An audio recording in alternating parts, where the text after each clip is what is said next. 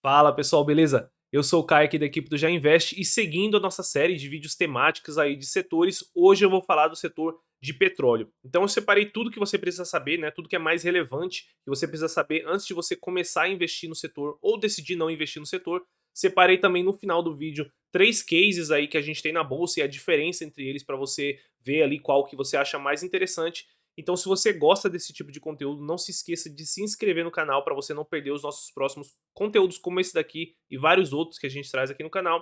Dá um like também para ajudar a gente a chegar a mais investidores e também deixa aqui nos comentários desse vídeo sugestões de temas e de setores e de empresas que você queria ver aqui no canal, beleza? Bom, vamos para análise do setor de petróleo.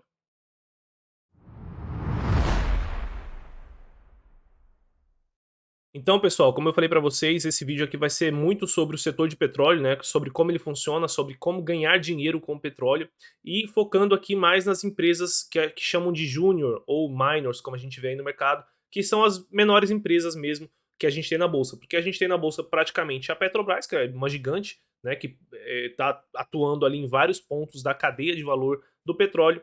E a gente tem as minors, né? As júniors, que são as empresas menorzinhas ali que atuam geralmente numa só parte ali da cadeia de valor. Nesse vídeo aqui eu vou focar na PetroRio, na 3R e na PetroRecôncavo, beleza? Bom, passando aqui para a cadeia de valor do petróleo, né? Como que ganhar dinheiro com petróleo, né? Como que as empresas ganham dinheiro com essa commodity. O petróleo, né? A cadeia de valor do petróleo se inicia na exploração, né? Então ela tem três fases essa cadeia de valor, né? Que é o que chamam de upstream, midstream e downstream, que é basicamente o início, o meio e o fim, né? O fim até a venda dessa cadeia de valor, né? Dessa commodity. Então a gente tem as empresas que atuam na exploração, que é basicamente buscar realmente caçar ali na terra ou no mar possíveis pontos onde possa ou não haver petróleo, né? Porque tem sempre esse risco de não ter petróleo. Então você investe um dinheiro acreditando que tem petróleo e pode ser que não tenha. Então é uma operação mais arriscada. Normalmente as empresas que tentaram fazer isso no Brasil não tiveram sucesso, né, no passado. E hoje, basicamente, aqui da bolsa que a gente tem fazendo isso de uma forma mais forte é a própria Petrobras, tá? Que ela explora campos. A gente tem a efetiva produção, então quando você explora, descobre que tem petróleo num campo, a gente precisa extrair esse petróleo de lá, que são as produtoras, né? Nesse caso, todas as três empresas que eu vou falar, elas entram aqui, né? A 3R, a Prio e a Recôncavo são as três entram aqui como produtoras. Quando você extrai esse material de dentro da terra ou do mar, ele pode ser gás ou ele pode ser óleo, né? Ele pode ser petróleo ou pode ser gás. E lógico que essa cadeia de valor aqui, pessoal, tá bem resumida aqui, é só para a gente pegar a ideia, porque tem muito mais do que isso, né? Tem toda a armazenagem, né? Tem toda a parte comercial que não tá aqui, né? De como que isso é vendido, de que forma que isso é transportado, né? De que forma que é armazenado. Mas foquem aqui na grande imagem, tá? Então, se for óleo, esse óleo ele segue para transporte, aí pode ser terrestre, pode ser marítimo, direto nos navios, pode ser importação, exportação, enfim. É, ele segue depois para refino, né? E depois que ele é refinado, dependendo de como ele é refinado, a maior parte dele vai para gasolina, né? E combustível aí de carro, de avião e etc. E outra parte é feita também outros materiais, como a gente vai ver mais para frente.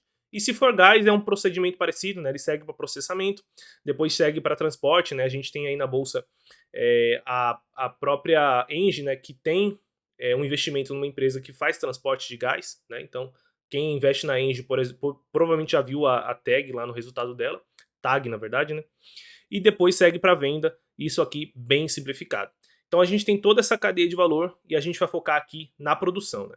A produção do petróleo, né, ele pode ser feito basicamente de duas formas. A gente tem a produção offshore, que é fora do mar, fora da terra, né? Basicamente a produção lá dentro do mar. Então quem já viu aí reportagens, vídeos aí que a gente tem, consegue achar muito fácil no YouTube, são essas grandes plataformas que ficam fincadas lá no mar, né? Extraindo petróleo e armazenando ela nos navios que ficam ali perto, que são os FPSO, né? FPSO, que a gente tem principalmente na operação da PetroRio, mas isso a gente vai ver mais para frente. Então você tem essa operação offshore e você também tem essa operação onshore, né? Que é dentro da terra, né, em cima da terra. Isso aqui é mais comum da gente ver em filmes e séries, né? Principalmente mostrando ali o Texas, os Estados Unidos, que são muito conhecidos por essa operação de shale oil, né? Então a gente tem também no Brasil essa operação extraindo petróleo da terra, tá? Tem algumas diferenças entre as duas, a gente vai tocar um pouco mais disso mais na frente, mas basicamente as duas operações, a gente tem aqui duas formas de produzir petróleo. Para que serve o petróleo hoje, tá? Esse é um relatório que eu peguei de uma agência especializada, se eu não me engano, de 2018, mas não mudou muito de lá para cá. A gente tem aqui um quarto do petróleo sendo utilizado para veículos de passageiros, né? Ou seja, veículos de passeio. Então, aqui é que está provavelmente a maior preocupação das pessoas que pensam em investir em empresas de petróleo, é que elas acreditam que em algum momento os veículos de passeio vão todos transicionar para a eletrificação e a commodity passaria a ser assim menos demandada. E aqui nesse gráfico a gente já vê que não é bem assim, né? Primeiro que não é todo o petróleo que é utilizado para veículos de passeio. Segundo que não será toda a frota de veículo de passeio que vai fazer essa transição para veículos elétricos, né? Aqui no Brasil a gente não está com poder de compra nem para comprar um carro a combustão, quem dirá um veículo elétrico que é mais caro e a gente não tem infraestrutura aqui. Então em países em desenvolvimento provavelmente essa transição vai demorar muito mais. Em países desenvolvidos ela já vai demorar, né? Já vai ser aí cerca de 20 anos, 15 anos, dependendo dos incentivos do governo. Em países em desenvolvimento deve demorar aí talvez 30 anos para acontecer toda essa transição que o pessoal está esperando. E mesmo assim, é só um quarto do total da produção de petróleo que vai para isso hoje, tá? Tem outros pedaços aqui bem relevantes que vai para frete rodoviário de transporte, né? Principalmente caminhões aí e toda essa parte, que alguns argumentam que também em algum momento vai começar a ser eletrificado, mas é uma tarefa bem mais difícil, porque você precisa ter mais poder de tração ali, de carregamento de peso num caminhão, num guincho, o que quer que seja, para você poder transportar o que ele precisa transportar na rodovia, e é muito difícil você conseguir isso com um motor elétrico, tá? Então é uma tarefa mais difícil, mas pode sim acontecer, então é um risco que a gente tem que ter ciência. Fora essa parte de transporte, a gente tem o petróleo aí sendo utilizado no setor de aviação, no setor marítimo, no setor petroquímico, na parte de construção civil, em geração de energia e outros aqui. Então, mais ou menos aqui, metade da receita, da demanda hoje de petróleo vai para a parte de transportes e a metade aqui vai para outros setores. Quando a gente pensa aqui nos principais riscos de se investir em empresas de petróleo, tá? O primeiro deles, obviamente, é que o petróleo é uma commodity, tá? Uma commodity que é negociada no mercado internacional. Então, todas as três empresas que eu vou falar hoje, né? A PetroRio, a Recôncavo e a 3R, elas não decidem o valor que elas vão vender o produto delas, tá? Elas vão vender com base no preço de mercado. Então, a gente tem momentos, eu trouxe aqui o WTI, que é um dos preços uma das referências de preço de petróleo que a gente tem no mercado. A gente vê que em alguns momentos ele sobe bastante, tá? Em alguns momentos ele tem uma queda muito forte, como ele teve aqui em 2009. Depois ele volta a subir de novo, então ele é bem cíclico e ele é bem volátil, tá? O petróleo é uma das commodities talvez mais voláteis que a gente tem aí no mundo. Depois ele fica de lado, cai bastante, e eu trouxe aqui, e o WTI é esse gráfico preto, tá? E eu trouxe aqui em laranja as ações da Chevron, para vocês verem como são bem correlacionados. Então, no momento onde o petróleo está subindo, está indo bem, a gente tem as ações da Chevron subindo. Quando o petróleo cai, as ações da Chevron caem. Quando o petróleo sobe, elas sobem. Então, a tendência é que o movimento das ações dessas três empresas, elas sejam muito impactadas pelo preço da commodity da qual elas vendem, né? Se a commodity está mais cara, se a commodity está apreciada como ela está agora, chegou a passar de $100 aí o barril, essas três empresas vão ganhar muito dinheiro. Agora imagina que ele cai para $20 o barril, aí talvez elas já não estejam ganhando tanto dinheiro assim, as ações precisam ter um ajuste ali no mercado. Então, esse aqui é um dos maiores riscos de se investir em uma empresa de commodity. Segundo risco, o dólar, tá, pessoal? É uma commodity negociada no mercado internacional em dólar. Ou seja, se a gente tem um movimento de queda de dólar aqui, como a gente teve de 2004 até 2008, e aí não importa muito se... E aí vamos imaginar que a commodity tenha ficado com o preço de lado, só do dólar cair a empresa vai perder receita, porque agora ela está vendendo por um dólar mais barato. E a mesma coisa como a gente teve aqui de 2016 para frente, né? A gente viu um momento muito forte do dólar, uma alta muito forte, favorecendo o resultado das empresas, né? Então as empresas estão aí com resultados muito fortes, como a gente vai ver um pouco mais para frente, também por conta dessa apreciação do dólar. Imagina que se o dólar voltar a cair para R$ 4, 2, R$ 3, por exemplo, a gente espera que a receita delas também caia, caso a commodity fique de lado. Então são duas variáveis que vão importar bastante na hora da gente investir numa empresa de petróleo. Outro risco que a gente tem aqui é o risco político nacional, tá? Não é novidade para ninguém que o petróleo ele é uma commodity muito importante, né? Ele afeta diretamente aí o preço da gasolina, que afeta diretamente o poder de compra do povo, a inflação do país. E isso tudo são temas que são muito fortes aí, muito passionais para a maioria dos governos. Então, a gente teve já na história do Brasil aqui vários governos que tentaram, de certa forma, intervir nos preços ou da gasolina diretamente ou do petróleo, né?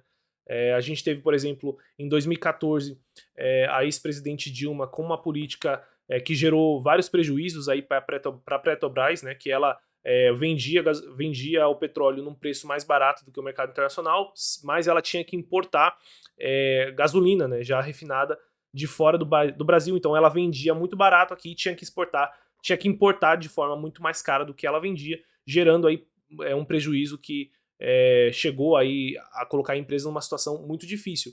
Até aí, a PetroRio, a 3R e a Recôncavo não tem problema nenhum com isso. O problema é que se a Petrobras vende o petróleo dela a um preço mais barato do que o mercado, isso acaba tendo ali um impacto nas vendas das empresas menores, né? Então imagina que a PetroRio agora queira vender o petróleo dela a $100 e a Petrobras estivesse vendendo a 70, com certeza afetaria as vendas da PetroRio. Então isso é uma medida, né, qualquer medida de interferência, por mais que seja numa empresa só, né, como a Petrobras é uma empresa muito grande, acaba impactando o mercado todo, né? Não tem como mexer na Petrobras sem mexer no mercado todo de petróleo, de gás, de gasolina do Brasil, tá? A gente tem aí candidatos à presidência como o Lula que defendem um controle direto realmente de preços aí para conter a inflação, né? Quase que a nacionalização do petróleo, por assim dizer, né? A brasileirar a Petrobras, como ele costuma dizer. E a gente tem aqui também o atual presidente, que já fez aí várias trocas diretas aí da presidência da Petrobras, tentando aí buscar uma forma, alguém que seja um pouco mais compatível ali, talvez, com o pensamento do governo, tá? A ideia aqui desse vídeo não é entrar em política, eu só queria mostrar para vocês que existe esse risco político, tá? É um tema muito caro para a maioria dos políticos, essa questão do preço da gasolina, do quanto que está sendo vendido, né, da paridade de preços, do mercado da gasolina e do petróleo em si. É uma commodity realmente muito importante, não só no nosso país, mas como a gente vai ver aqui no próximo slide, no mundo todo, tá? Então a gente tem também o risco político global. O petróleo, né, como eu falei para vocês, é uma das commodities mais importantes do mundo, né? E a gente tem aqui quase 80% das reservas de petróleo conhecidas no mundo estão num grupo econômico chamado OPEC. Também não vou entrar aqui muito a fundo nesse tema, mas basicamente é um grupo econômico que tem ali a maior parte das reservas e boa parte da produção, tá? Que reserva não necessariamente produzida. E esse grupo, de vez em quando, se junta, né? Eles fazem uma reunião para decidir o quanto que eles vão produzir ou não. Ou seja, é um grupo que basicamente consegue ali controlar, de certa forma, o preço do petróleo no mercado internacional. Então, quando o petróleo cai demais, né, se a gente voltar aqui, quando a gente tem uma queda no petróleo, como a gente teve aqui em 2016, por exemplo, pode ser que esse grupo se junte e realmente reduza bastante a produção para fazer com que o preço suba de novo. Ou ao contrário, pode ser que o preço esteja muito alto, como a gente viu aqui em 2011, 2012, 2013, e para eles, por algum motivo, faça sentido aumentar a produção, derrubando o preço, tá? Por questões políticas, né? Porque a gente vê aqui que dos membros da OPEP não são necessariamente, por assim dizer, amigáveis aos Estados Unidos, né? Que é um dos maiores produtores do mundo. Então a gente tem aqui, dos membros da OPEP com a maior reserva, a gente tem a Venezuela, Arábia Saudita, né? O Irã, Iraque, né? Então a gente tem países aí que não necessariamente são economias de livre mercado, né? Eles não vão se preocupar com atender ali as regras de livre mercado. Então esse risco político global também é uma coisa que vocês precisam ter em mente se vocês quiserem investir nessas empresas. Então, assim, eu falei só de riscos, né? Só tem riscos nesse setor, né? É tudo igual. Se é commodity, realmente, para que vocês vão investir se as empresas não têm diferencial nenhum, né? A gente foca bastante aqui no canal em buscar empresas que tenham vantagens competitivas de longo prazo. né? Então, se é tudo igual, se é commodity, por que que eu vou investir, né? Se é cheio de risco. Então, eu queria mostrar para vocês aqui que não é tudo igual, tá, pessoal? A gente tem alguns diferenciais competitivos que as empresas, mesmo de commodity, podem ter, né? A gente tem a Klabin, que tem vários diferenciais competitivos, a gente tem a Vale, que tem alguns diferenciais competitivos, e no petróleo não é diferente. Tem vários quesitos que a gente pode olhar, mas eu trouxe dois aqui. Um que afeta a receita e um que afeta o custo, tá? O primeiro que afeta a receita é que eu falei para vocês que a empresa vai vender o petróleo dela a preços do Brent, do WTI ou o índice que ela quiser seguir, né? Ou que ela for seguir nesse caso. Só que não é necessariamente isso, tá? As empresas que fazem a produção ali de petróleo, não é todo o petróleo que é igual. O petróleo ele pode ser mais leve, mais leve do que um ou mais pesado que o outro, né? Ou seja, eles têm uma escala de peso de material, eles têm uma escala também do quanto ele é doce ou azedo, tá? É uma coisa química mais complexa, mas basicamente quanto mais leve o petróleo for extraído, né, mais fácil ele vai ser de ser refinado e tudo mais, e quanto mais doce também de melhor qualidade. Então, isso daqui vai afetar a receita da empresa de que forma, tá? Quanto melhor, né, a qualidade aqui do petróleo que é extraído, menor vai ser o desconto da venda dela em relação ao Brent. Então, imagina que o Brent está aí $100 e a empresa tem um petróleo aqui de ótima qualidade, né? Bem leve e bem doce nesse sentido. Então, ela vai vender ali com desconto de 5%, 3%, 6%. Agora imagina que a empresa tem um petróleo aqui com essa qualidade aqui do petróleo do México, né, por exemplo, que é um petróleo bem pesado e bem azedo, por assim dizer. Então eles vão vender com desconto de 15%, 20%, 30%, ou seja, eles não vão vender a mercado naquele preço que a gente tem do WTI. Então isso aqui é uma vantagem, né? É interessante saber qual que é esse nível nas empresas, nessas três empresas que vocês vão investir. E uma outra vantagem que a empresa pode ter é nos custos, tá? As empresas, pela venda delas, né, ser precificada, a gente já sabe qual é o preço que elas vão vender no mercado. O máximo que elas podem fazer para aumentar a geração de valores dela reduzir o quanto que custa para elas produzirem esse petróleo, tá? Então a gente tem uma métrica muito importante no setor, que é o lifting cost, que é basicamente o quanto que custa para você extrair o petróleo, seja da terra ou da água, tá? E a gente tem uma média aqui que eu trouxe por barril, que a gente tem, por exemplo, na Venezuela, que custa $27 em média para você extrair o petróleo lá da Venezuela. A gente tem a operação, né, aquela operação shale que eu falei para vocês, muito comum nos Estados Unidos, na terra, uma média de $23 por barril. A gente tem na Rússia, que é uma média de $19. A gente tem no Irã e na Arábia Saudita, que são uns dos maiores produtores do mundo, com uma média muito mais baixa, né, de extração de $9 por barril. Ou seja, quanto mais barato for o seu custo, né, por exemplo, aqui na Arábia Saudita, que é menos de $9, o preço do Brent ele pode cair muito, que essas empresas não vão sofrer, né? Imagina que o preço do Brent vai para $30. Aqui o Reino Unido, né, o UK aqui, já vai sofrer. Talvez essas empresas já estejam dando prejuízo, não vão entrar em dívida, não vão conseguir seguir com a operação, mas a Arábia Saudita vai seguir muito lucrativa. Então, quanto mais barato for o lifting cost, né, quanto menor for o lifting cost, maior, e quanto melhor a qualidade do petróleo, por maior valor a empresa vai vender. E as empresas de petróleo, produtoras de petróleo, vão ganhar justamente nessa diferença, o quanto que elas estão vendendo o petróleo e quanto está custando para elas de extrair esse petróleo. Eu preparei um quadro aqui resumindo os 3 cases que eu queria falar hoje para você entender a diferença de cada um deles, em que momento cada empresa está, para você ver qual que cabe aí melhor dentro do seu perfil de investidor, tá? Então, começando aqui da PetroRio, a gente tem uma empresa que é 100% focada no offshore. Então a PetroRio ela não tem nada no onshore, né? Ou seja, na terra.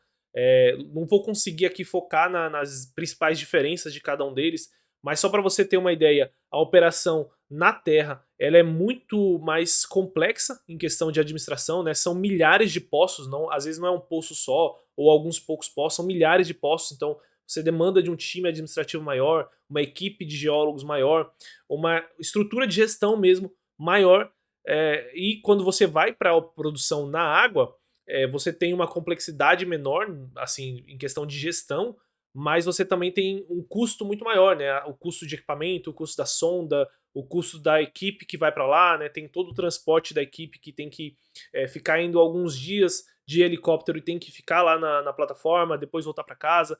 Então, cada uma tem sua complexidade, depende de qual dos riscos aqui que você acha que faz mais sentido na sua carteira.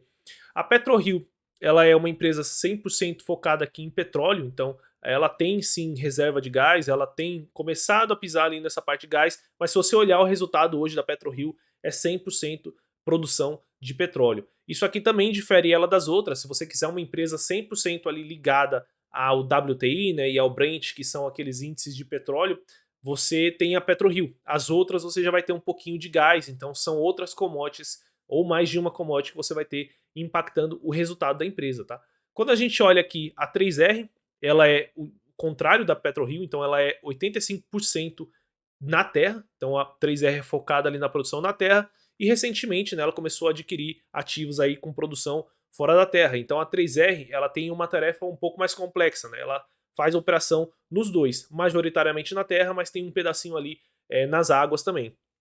Uma outra diferença aqui da 3R, 69% da produção dela é petróleo e 30%, né, um terço da operação dela, da produção dela, é gás. Então já é uma empresa que tem essa diversificação, você pode achar isso bom, você pode achar isso ruim, vai depender aí do que você está buscando nos seus investimentos, mas isso difere ela das outras. E a Petro Recôncavo é uma empresa totalmente onshore hoje, né? Uma empresa totalmente focada na terra, tá? Sendo que 70% da produção dela é petróleo e 30%, mais ou menos aqui, um terço, é gás, né? Então ela é bem parecida com a 3R, com a diferença que ela é totalmente onshore, né? E a empresa, pelo que ela fala nos calls, não tem interesse nesse momento de ir para operação offshore, até porque é diferente, é difícil de você ganhar escala se você fica em duas operações rodando de forma diferente. Vamos ver se a 3R consegue fazer isso funcionar. Quando a gente fala em market cap, né, tamanho da empresa, então a gente tem a PetroRio aí valendo 20 milhões, mais do que o dobro das outras duas que tem um valor de mercado muito parecido de 7 bilhões, né? Então, a PetroRio ela é hoje a maior produtora privada, totalmente privada, de petróleo que a gente tem no Brasil. Então a gente tem as grandes produtoras, né, principalmente a Petrobras, que ela é gigantesca, nem se compara às outras aqui, tem que multiplicar muitas vezes a produção delas para chegar numa Petrobras, mas das privadas, a PetroRio já é a maior.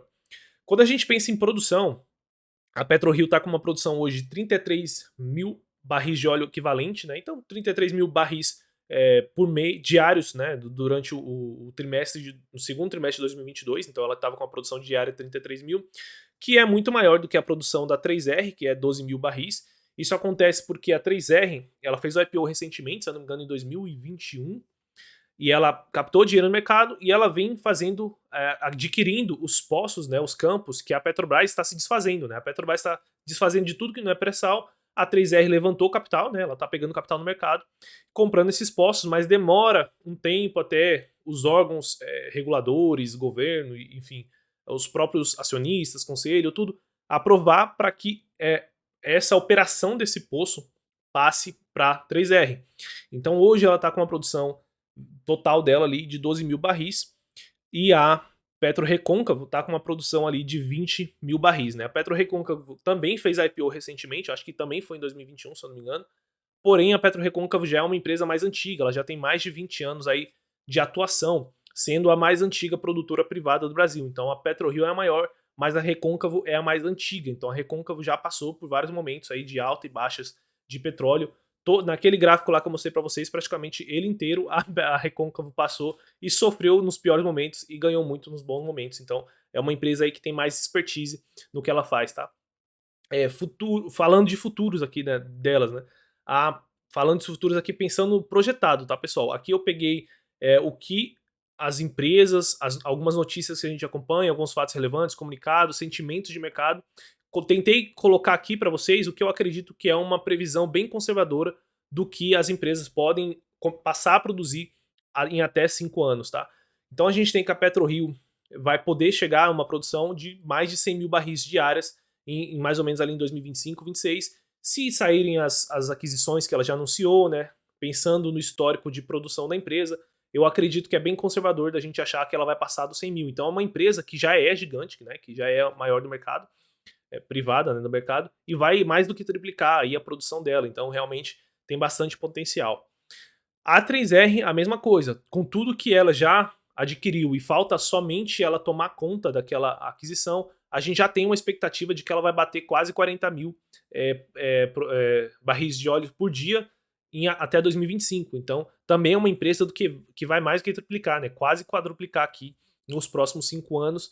Por conta disso que, mesmo produzindo menos, ela tem um valor de mercado muito próximo da PetroRecôncavo, porque o mercado já tem essas estimativas de que é questão de tempo até ela começar a produzir e vai produzir até mais, né? Porque se a gente olhar aqui, a PetroRecôncavo tem uma expectativa de chegar a 35 mil barris. E o que é interessante na PetroRecôncavo é que, segundo eles, é praticamente sem aquisição nenhuma. É só o tanto que eles esperam de aumentar de produção até 2025. Então, se tiver uma aquisição aqui na PetroRecôncavo, pode até aumentar, né? Aí vai depender da aquisição. Algum poço que produza 10 mil barris diário, pode ser que ela chegue a 45 mil daqui a 5 anos. Então, a mensagem que fica aqui é, lógico, a gente nunca vai acertar esses números, né? Pode ser que produza muito mais, a PetroRio tem um histórico de produzir muito mais do que se espera, pode ser que produza menos, mas a mensagem que fica aqui é que são 3 empresas que estão em momento de crescimento. Uma empresa com momento de crescimento muito acelerado, que é a PetroRio, uma empresa que está quase uma startup agora pré-operacional, que é a 3R, e vai incrementar bastante produção e precisa se provar que é a 3R, né? Eu falei 3R antes, mas era PetroRio, agora é 3R. E a gente tem a PetroRecôncavo, que é uma empresa mais conservadora, que vai crescer ali devagar e sempre, mais ou menos dobrar quase até 2025. Quando a gente pensa em lifting cost, que é aquele custo para extrair o petróleo, que eu falei para vocês que é muito importante, a PetroRio novamente se mostra o porquê que ela tem aí muitas vezes um prêmio no mercado, né? A PetroRio, não importa a métrica que a gente faça, geralmente ela vai ficar mais cara do que as outras duas, tá? Ela tem um lifting cost bem baixo, né? De $11. Se a gente olhar lá o lifting cost médio, ela tem um lifting cost quase no mesmo patamar aí dos melhores produtores, né? Que é a Arábia Saudita, né? Por curiosidade, a Saudi Aramco, né? Que é uma das maiores empresas do mundo de petróleo, que é lá da Arábia Saudita, ela tem um lifting cost em alguns trimestres que chega a ficar abaixo de $7. Então vocês imaginem um Brent batendo $100 e o custo da empresa ser 7, né? Ela praticamente tem uma margem de 90%. É muito difícil vocês acharem isso em qualquer tipo de empresa. E não só o lifting cost da PetroRio é baixíssimo, né, de $11 agora, como o que importa muito é o histórico, né? Então a PetroRio ela saiu de um lifting cost, se eu não me engano, em 2015, 16, de quase $40 e vem abaixando trimestre após trimestre. Eu não sei que magia que ela faz, mas ela consegue fazer isso e tem se provado, realmente é um case que se provou aí nos últimos 5 anos. Quando a gente vê o lifting cost da 3R, tem a questão de que, como eu falei para vocês, ela tem a operação onshore, né, a operação na terra, então alguns custos aqui são mais complicados. Se a gente voltar lá no quadro, a gente vê que a operação onshore aqui nos Estados Unidos, o custo mais ou menos é $24. Então, na média, operar na terra é um pouco mais custoso mesmo. E a gente vê que isso se repete aqui na PetroRecôncavo, mesmo sendo uma empresa mais antiga, né, em tese, com uma estrutura já pronta, com um time de gestão já pronto. Mesmo assim, ela tem um lifting cost maior do que o da 3R, maior do que a PetroRio. Mas, assim, são níveis baixíssimos no ponto de vista mundial, tá? Então, se a gente pensar que o Brent aí, o petróleo, a média histórica dele é mais ou menos $60, $50, é uma empresa que tem um custo aí de 13, 12, 11, então realmente elas continuam muito lucrativas mesmo com o petróleo mais baixo. Quando a gente pensa em margem EBITDA, a PetroRio mais uma vez mostra o porquê ela é a opção de qualidade aqui no setor, com uma margem de 71%. A margem da 3R está 51% por conta desse custo maior da operação, né? As despesas maiores que a gente tem operacionais para a operação de onshore, principalmente porque não está maduro, então a 3R tem um time operacional que ainda não está produzindo tudo que deveria produzir, porque nem todos os campos ainda estão na gestão desse povo. Então, isso aqui faz parte, é uma questão que a gente já imagina que vai melhorar no médio e no longo prazo. E a PetroRecôncavo aí com uma margem EBITDA de 62%, operação já mais madura também, com uma boa margem operacional, na minha opinião. Lucro líquido dos últimos 12 meses das 3 empresas, tá? Aqui a gente vê que a PetroRio já é um case comprovado, quase 2,7 bilhões de lucro nos últimos 12 meses, realmente é uma empresa muito lucrativa, está gerando muito caixa. Daqui a pouco ela vai conseguir financiar aquisições sem precisar tomar dívida, sem precisar emitir novas ações, né, sem precisar fazer follow-on, nada desse tipo. Então, acaba colocando ela numa posição de vantagem nesse sentido. Quando a gente olha a 3R, ela teve um prejuízo líquido nos últimos 12 meses de 297 milhões, basicamente porque a 3R, como ela surgiu como se fosse uma startup ali no segmento de petróleo, ela captou dinheiro no mercado para financiar essas compras de poços que ela tem feito. Então a 3R tem comprado vários poços que a Petrobras está se desfazendo, né? A Petrobras está se desfazendo de tudo que não é pré-sal. A 3R levantou capital e comprou. Só que ela, como eu falei para vocês no começo do vídeo, o petróleo é uma commodity muito volátil, né? Imagina ela faz esse monte de compra e aí o petróleo cai de 60 e vai para 10 dólares. Como é que ela ia manter a operação funcionando, sendo que ela ainda era uma startup, não tinha nada ali rolando, ela teria que pagar essas operações, né, e tudo mais. Então, para garantir isso, ela fez vários hedges, né? Ela travou o preço de venda que ela tinha, o preço de venda do petróleo de boa parte da operação dela. Então, ela começou, ela travou isso para ter uma segurança na operação, ou seja, no curto prazo ali ela garantir que ela ia conseguir um petróleo num preço X, que se eu não me engano foi uns 70 dólares. E o que aconteceu é que o petróleo subiu demais, né? A gente viu que o petróleo saiu de 70, foi para quase 120 em alguns meses. E aí ela tem que reconhecer essa perda de forma contábil no lucro dela e acabou tendo um prejuízo, né? Não é nada que vai ter efeito caixa e acaba prejudicando aqui a empresa no curto prazo, mas isso aqui tende a deixar de acontecer à medida que a produção que está rediada vai caindo e aí vai começar a entrar a produção que vai ser vendida a preço de mercado. E a gente imagina aí que o preço do petróleo no curto prazo, né, pelo menos o que o mercado está mostrando pra gente, é que ele tende a ficar aí bem pressionado nos próximos 5 anos, acima de 50 dólares, acima de 60 dólares. Então a empresa vai continuar bem lucrativa nesse tempo, tá? E a PetroRecôncavo aqui com um lucro de 628 milhões, muito em linha com o tipo de eficiência e lucratividade que a gente vê na PetroRio, né? A PetroRio é uma empresa que vale 20 bi, tendo um lucro ali de 2 bi mais ou menos para arredondar, um preço-lucro entre aspas aí de 10 vezes. E aqui a gente vê uma empresa que vale 7 bi, tendo um lucro aí de quase 700 milhões, também um preço-lucro ali próximo de 10 vezes, tá? Lógico que quando a gente olhar algumas métricas e já partindo aqui para a principal diferença dos cases, na minha visão, a gente vê que a PetroRio é uma empresa de high quality, tá? Então, quem quiser a opção de maior qualidade no setor, na minha visão, é a PetroRio, tá? É uma empresa com um lifting cost melhor, né? Com margens melhores por consequência disso, com uma gestão já aprovada, então já tem mais de 5, 6, 7, 8 anos que tem o IPO, então a gente consegue ver os passos da gestão, né? O relatório que eles trazem, a eficiência que eles conseguiram ganhar, a gente consegue enxergar isso. Então a gente consegue ver que ela tem uma eficiência já comprovada. Quando a gente passa para a 3R, na minha visão, é uma empresa quase que uma aposta ali a se testar, tá? Então é um case mais arriscado, ela tem muito potencial sim, ela pode multiplicar por 3, 4 vezes aí pelo menos a produção no médio prazo, não necessariamente a cotação muitas vezes não acompanha o fundamento, como vocês sabem, mas em questão de produção ela tem muito potencial, porém muito mais arriscada. A gente não tem histórico da 3R, ela não tem histórico como empresa, ela não tem histórico de capital aberto, a gente não viu a execução dela ainda, e ela vai sair de uma produção de 12 mil para 40 mil num médio prazo aí, 3, 4 anos. Então vamos ver se ela vai conseguir fazer isso, e especialmente tendo que fazer isso para duas commodities diferentes, né, petróleo e gás, e para duas operações diferentes, né, offshore e onshore. Então ela tem um desafio difícil pela frente, de convencer o mercado de que ela vai ser capaz de fazer isso. Então vamos aguardar. Se você gosta de um case mais arriscado, talvez a 3R seja para você. E a PetroRecôncavo, na minha visão, é o case feijão com arroz, né? Então é uma empresa bem gerida de petróleo, com mais de 20 anos aí de experiência, com uma diversificação ali de commodities, uma operação totalmente na terra, então você não tem esse risco de ter duas operações diferentes, então você tem ali muitas vezes ganhos de escala de estar numa operação só.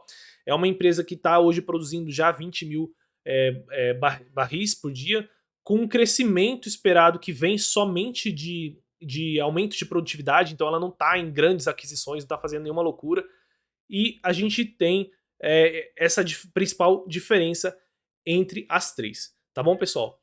Bom, pessoal, pelo vídeo de hoje é isso. Me digam aí nos comentários qual das três que vocês escolheriam pro perfil de vocês, qual que vocês acham que vale mais a pena de se investir nesse momento e o porquê. né? Eu sempre leio aí todos os comentários, respondo todo mundo.